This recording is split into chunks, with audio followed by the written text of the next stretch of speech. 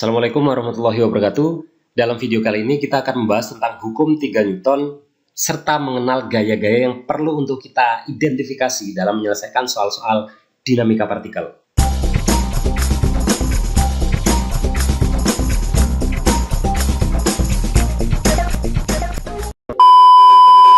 Oke, sebelumnya kita sudah mengenal sangat baik bunyi dari hukum 3 Newton dari jenjang SMP, SMA, dan bahkan sekarang kita ulang lagi pada jenjang perkuliahan. Kurang lebih, hukum 3 Newton itu menyatakan bahwa ketika benda A memberikan gaya F atau yang nanti kita sebut sebagai gaya aksi kepada benda B, maka saat itu juga benda B memberikan gaya negatif F ke benda A yang ini kita sebut sebagai F reaksi. Nah, hukum 3 Newton ini sering pula disebut sebagai hukum aksi reaksi. Pertanyaannya adalah, cukupkah pengetahuan itu? Kemudian, cukupkah hukum 3 Newton dipahami sebagai aksi reaksi? Jadi dalam memahami hukum 3 Newton, kita perlu pemaknaan yang lebih luas lagi, dan di sini kita akan bahas hukum 3 Newton yang sebenarnya hukum 3 Newton ini adalah hukum yang paling mendasar, karena di hukum 3 Newton kita digiring pemahamannya terkait pendefinisian gaya itu apa.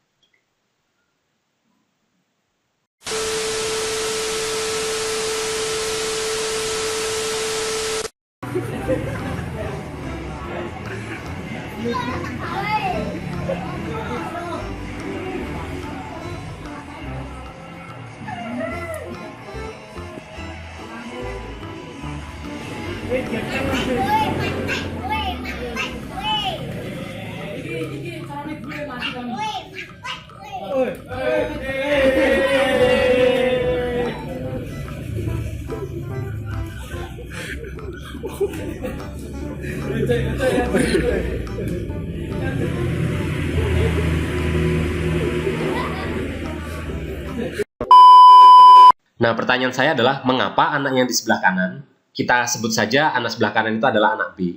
Nah, anak B itu kenapa kok memukul anak yang di sebelah kiri atau anak A? Jawabannya adalah gara-gara anak yang di sebelah kiri atau anak A mengejek anak yang di sebelah kanan atau anak B.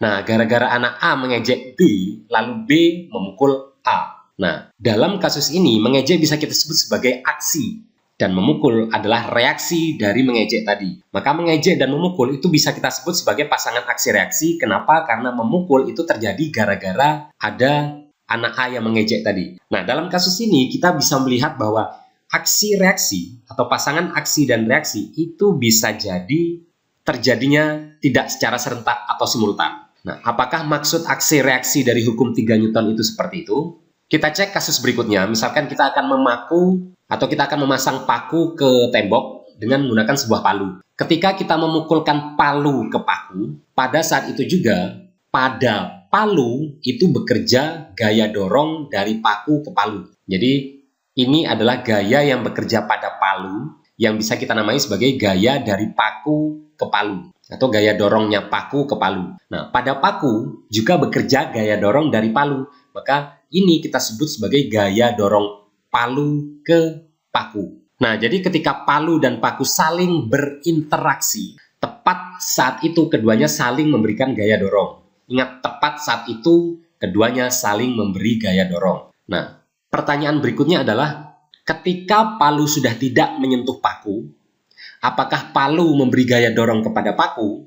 Dan apakah paku juga masih mendorong palu? Maka jawabannya adalah tidak. Jadi kita coba memaknai hukum 3 Newton lagi, bahwa gaya itu selalu terjadi hasil dari interaksi antara dua objek. Jadi antara palu dan paku ini ketika saling menyentuh atau saling dorong-mendorong, maka di situ terjadi gaya. Tapi ketika keduanya sudah tidak berinteraksi, tidak bersentuhan, maka gaya tersebut akan hilang. Kenapa? Karena gaya itu selalu hasil dari interaksi antara dua objek. Jika dua objek sudah tidak berinteraksi, maka di situ tidak ada gaya. Jadi ingat, gaya timbul pada masing-masing objek yang berinteraksi dengan satu, besarnya sama, dan yang kedua, arahnya berlawanan. Oke, jika kedua gaya yang timbul pada masing-masing objek tersebut disebut sebagai pasangan aksi reaksi, maka harus dipastikan bahwa aksi reaksinya adalah simultan. Simultan itu maknanya adalah bekerja bersamaan. Tepat ketika A mendorong B, maka di situ B mendorong A. Tapi jika A dan B sudah tidak saling dorong-mendorong, maka kedua gaya sudah pasti hilang karena aksi reaksi harus bekerja secara simultan.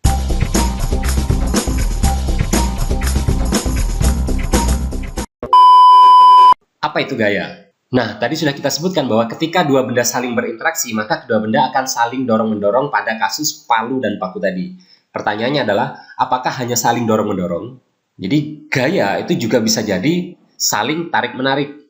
Maka dalam kasus ini bisa kita artikan secara sederhana bahwa gaya itu adalah tarikan atau dorongan yang terjadi hasil dari interaksi antara dua objek. Jadi ingat, tarikan maupun dorongan tadi itu harus terjadi hasil dari interaksi antara dua objek. Pertanyaan berikutnya adalah, apakah interaksi antara dua objek saling bersentuhan?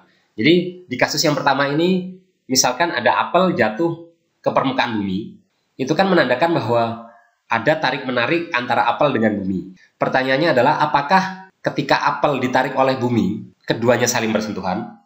Kemudian misalkan di sini ada magnet dengan kutub sejenis berdekatan, maka keduanya akan saling dorong-mendorong sehingga memiliki jarak tertentu. Nah, pertanyaannya, apakah dorong-mendorong antara magnet ini terjadi saling bersentuhan? Kasus ketiga, misalkan ada magnet dengan kutub yang berbeda didekatkan, maka keduanya akan saling tarik-menarik. Pertanyaan berikutnya, apakah tarik-menarik itu terjadi hanya ketika duanya saling bersentuhan? Dan kasus keempat yang terakhir, saya misalkan ada dua benda yang bermuatan positif, sama-sama positif, saling tolak-menolak sehingga dia saling mendorong. Nah, dalam kasus ini, ternyata juga kedua benda itu ketika dorong-mendorong juga tidak harus saling bersentuhan. Artinya, benda-benda ini menunjukkan bahwa tarik-menarik maupun dorong-mendorong interaksinya tidak harus bersentuhan. Oke, jadi ini perlu dicatat bahwa interaksi tidak harus saling bersentuhan. Maka bisa kita simpulkan bahwa dua objek itu dapat berinteraksi dengan dua cara. Yang pertama dengan bersentuhan, yang kedua secara tidak bersentuhan atau melalui medan. Jadi kalau diperhatikan, gaya-gaya yang tak sentuh itu selalu timbul karena medan.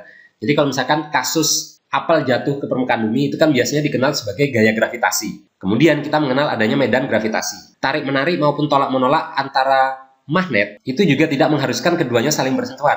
Dan kita mengenal adanya medan magnet. Pun di listrik juga demikian. Artinya gaya-gaya tak sentuh itu timbul karena adanya suatu medan.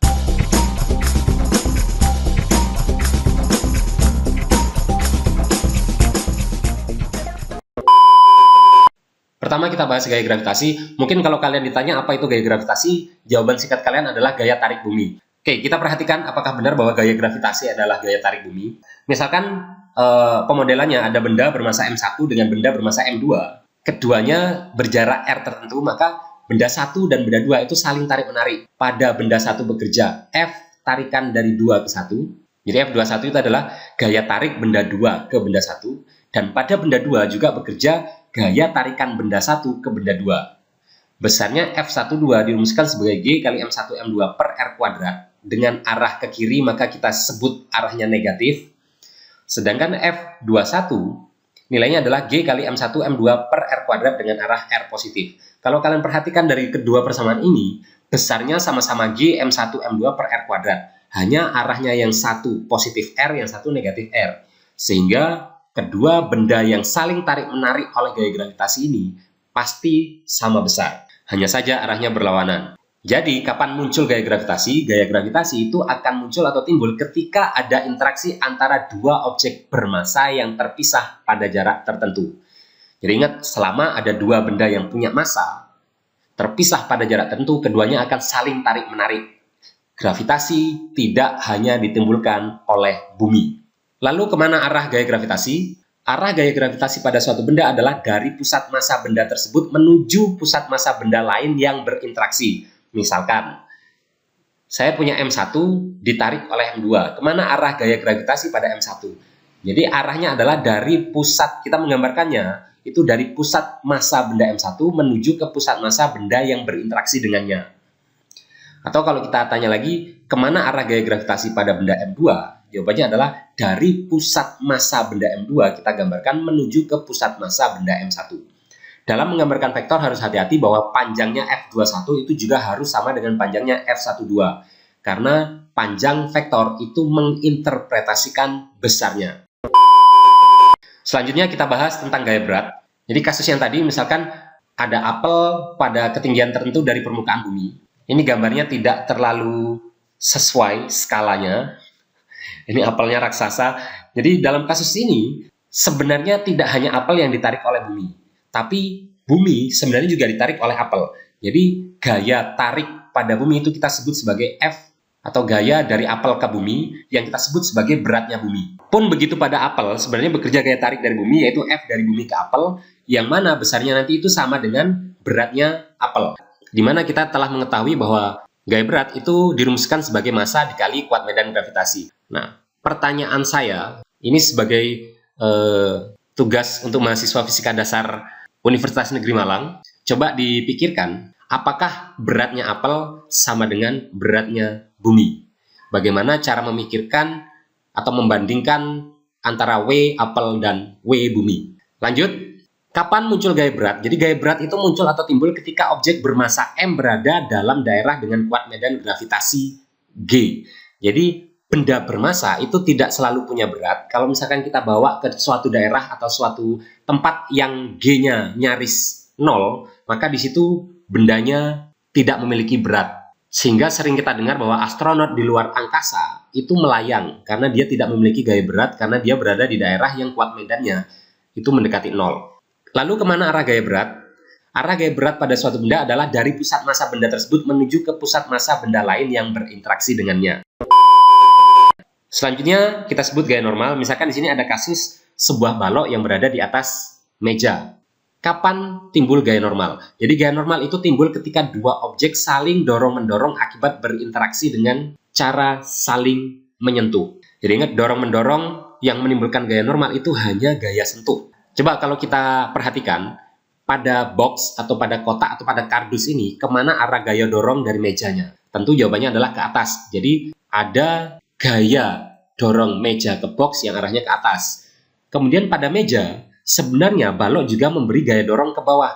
Maka di sini timbul gaya F dari box ke meja. Nah, kemudian F meja ke box dan F box ke meja itu nanti kita sebut sebagai gaya normal. Kenapa disebut gaya normal? Dan apa sih sebenarnya makna normal dalam sains itu? Jadi kalau kalian cari, makna normal itu adalah intersecting a given line or surface at right angle. Jadi kurang lebih maknanya gaya normal itu adalah memotong garis atau permukaan tertentu pada sudut siku-siku.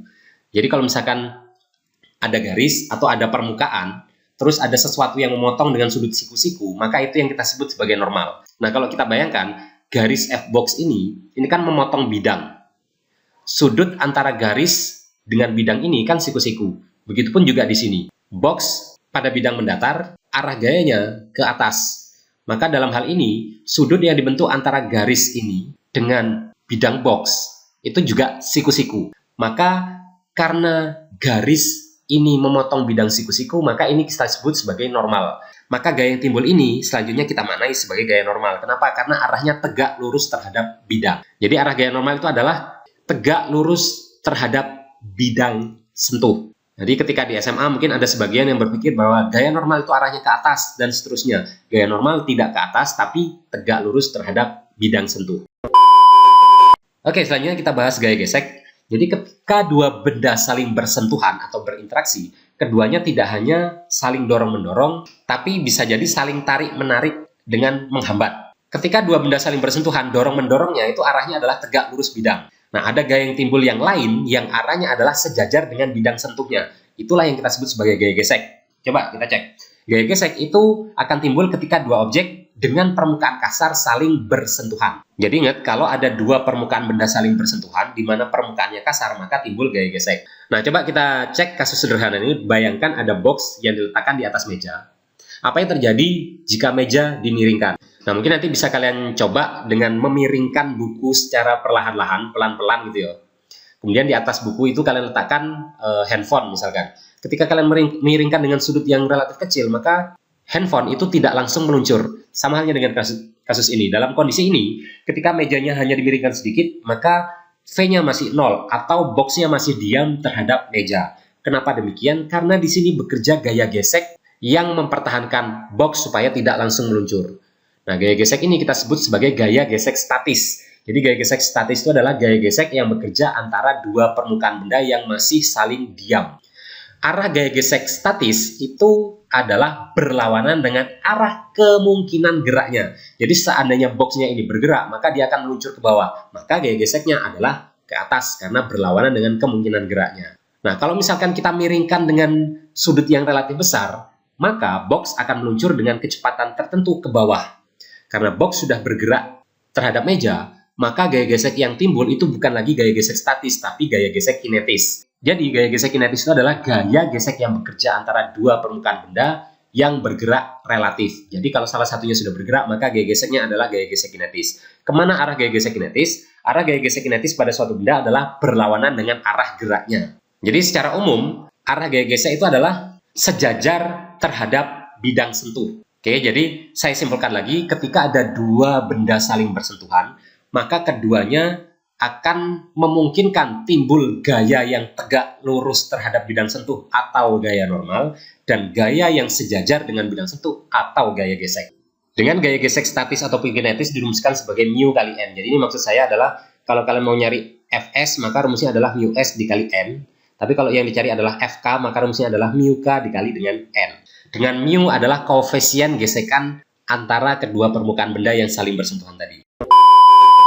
Yang terakhir kita bahas tentang gaya pegas. Jadi misalkan gini, ada pegas yang mana dalam kondisi normal posisinya adalah di sini, maka ini bisa kita sebut sebagai posisi seimbang.